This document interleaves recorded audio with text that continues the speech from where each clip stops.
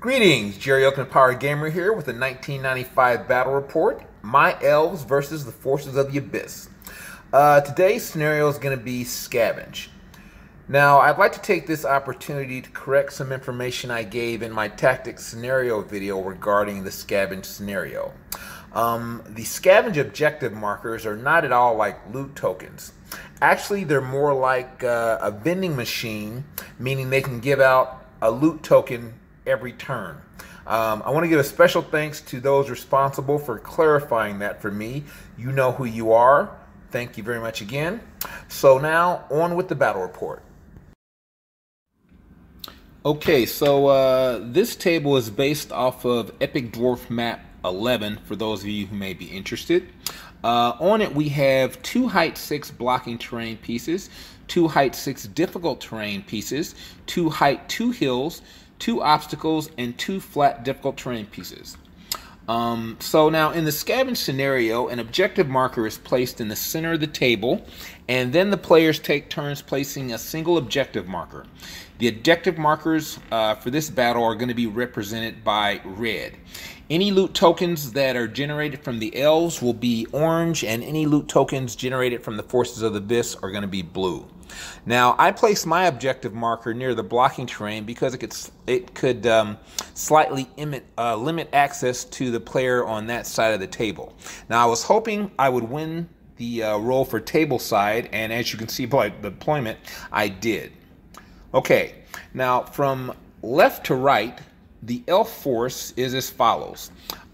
There is Drakon Rider Horde green, a horde of forest shamblers, which is already vanguarded to within 3 inches of that objective on the left-hand side, a troop of palace guard, a Drakon Rider regiment, which is also green, Drakon Rider regiment red, and behind them is a mounted standard bearer with the loot of insatiable darkness.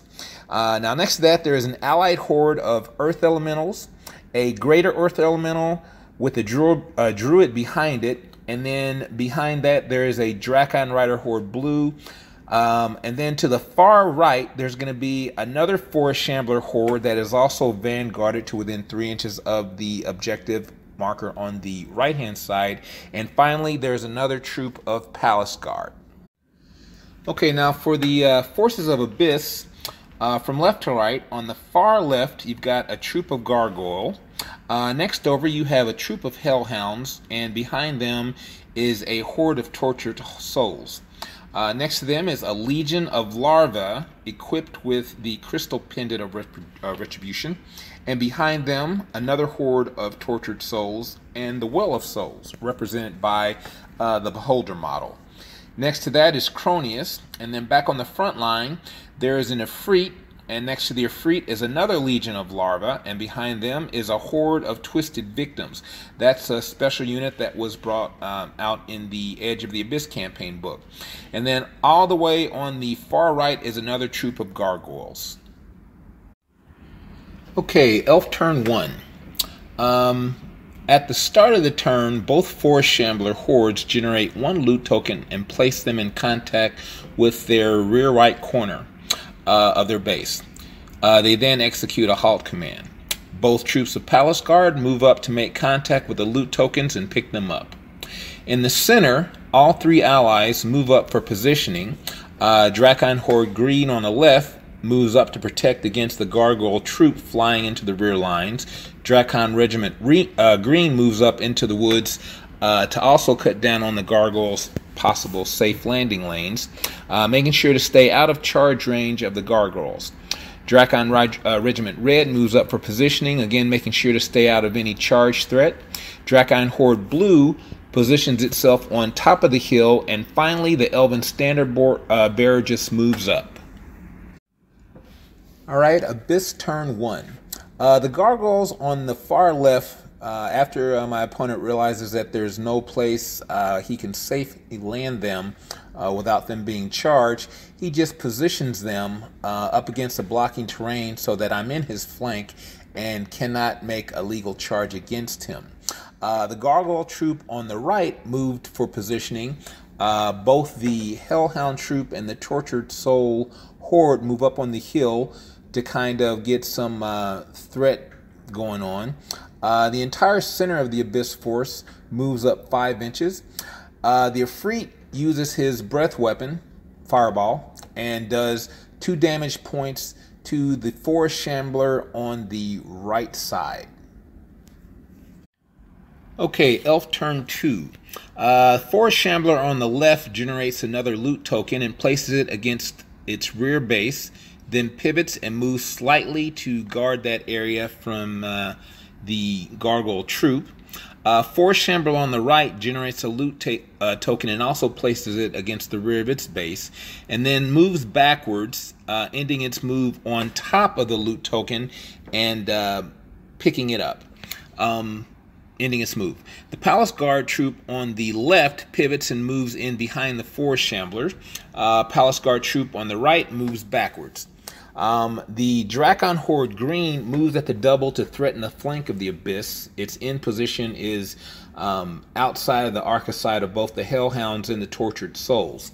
Drakon Regiment Green moves at the double to position itself in such a way to block line of sight from the Gargoyle so that they're unable to charge the rear of the Drakon Regiment Horde that just put there. Drakon Regiment Red moves aggressively at the double to threaten the flanks and rear of the Abyss Force. The Elemental Horde moves up and is now within 3 inches of the center objective marker, within charge range of both the Hellhounds and the Tortured Souls, but not really overly worried about that because of possible counter-charging options that I have. Greater Elemental just positions and the Druid stays within inspiring range just in case.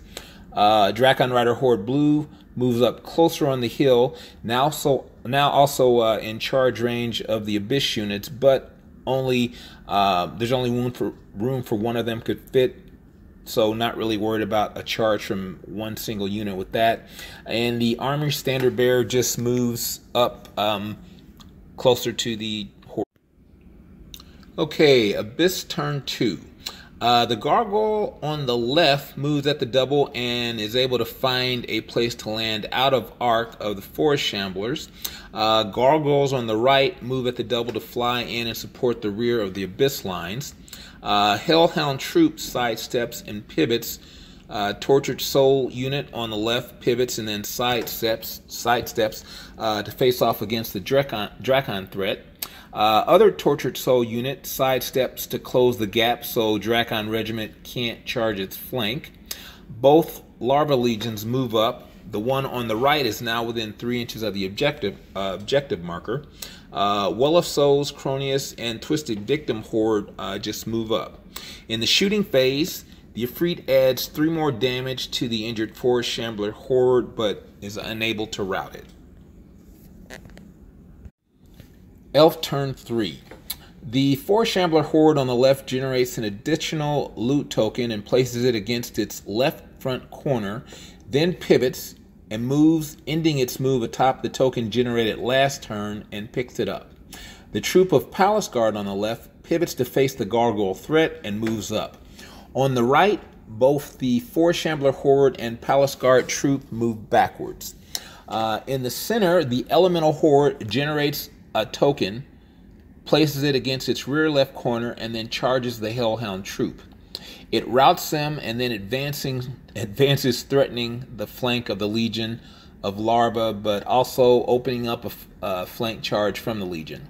The Greater Elemental moves forward with the Druid close behind. On the left, Drakon Rider Regiment Green follows up behind the Gargoyle troop.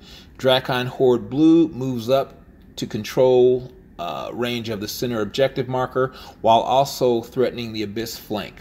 Drakon Horde Green and Drakon Regiment Red multi-charge the front facing of the Tortured Soul Horde and rout it. The Drakon Regiment advances and the Horde just positions. The Army Standard Bearer just moves up to be in inspiring range. Okay, Forces of the Abyss turn 3. The Larva Legion on the right generates and claims the Abyss's first token. It's blue, as you can see.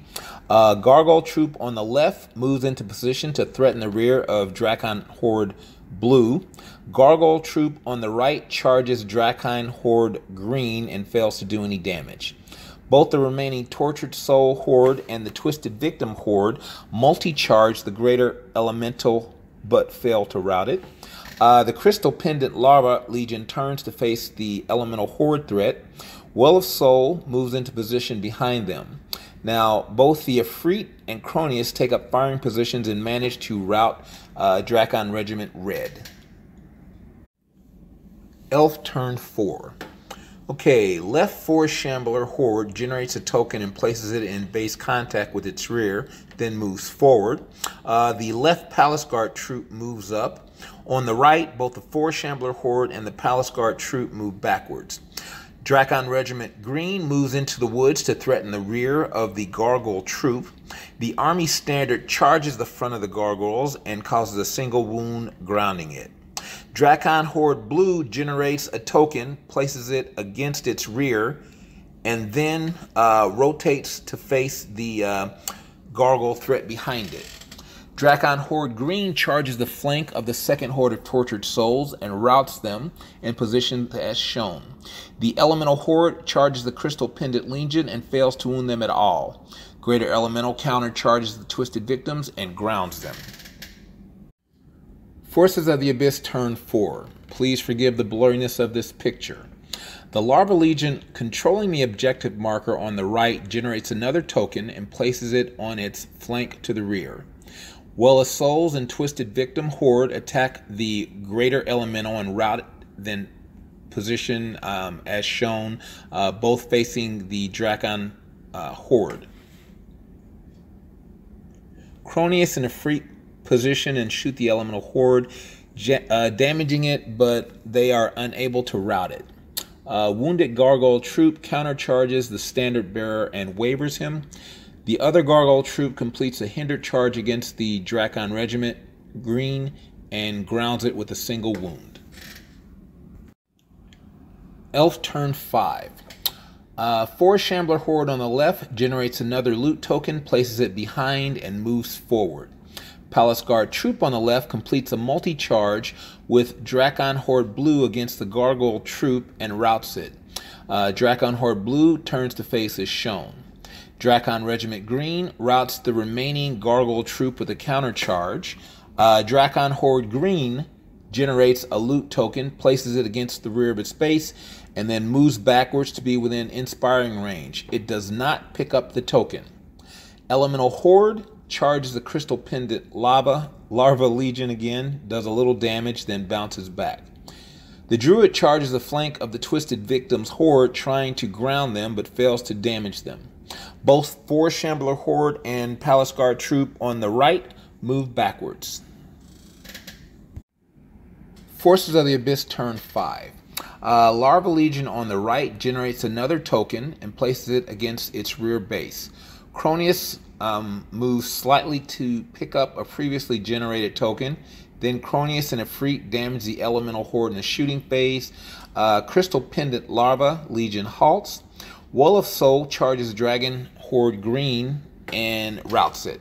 Its positioning is as shown at the end of the combat. Twisted Victims charge the Drakon Horde Blue and damage, but fail to rout them. Elf turn 6. Once again, please forgive the blurriness of this picture.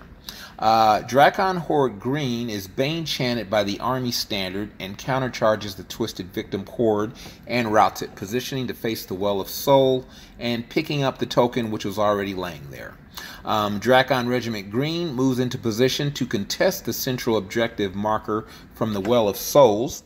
The Elemental Horde charges the Crystal Pendant Larva Legion, but it doesn't do enough damage to really do anything. The Druid moves closer to the Elemental Horde and removes 2 points of damage from it. Both 4 Shambler and Palace Guard Troop on the right, once again, just move backwards. Forces of the Abyss turn 6. The Well of Souls moves forward to claim the token previously generated. The Larva Legion, controlling the objective, generates another token and places it on its flank near its front. Cronius drops its token and then sidesteps to pick up the newly generated token. And then the Crystal Pendant Larva moves backwards to pick up the token that was just dropped. Both the Efreet and Cronius shoot at the Elemental Horde but fail to rout it. There is no 7th turn, so at the end, the Elves end up winning 5-4. Now, my final thoughts on this game. The Abyss player didn't aggressively move to control any of the objective markers, and some of this was because of his unit placement in the initial deployment. Now, early in the game, the Elves were able to remove units the Abyss player had that he would have relied on to generate and hold tokens. And also in this scenario, the Elf speed, the Vanguard move, and getting to take the first turn definitely made this an uphill battle for the Abyss player. Thanks for the game, Dan. I'm looking forward to a rematch at some point. Thank you all for watching, and please forgive all the blurry pictures. I'll try my best not to have that happen again in the future. Thanks for watching. Would love to hear any questions or comments about this. But until then, look forward to seeing you another time.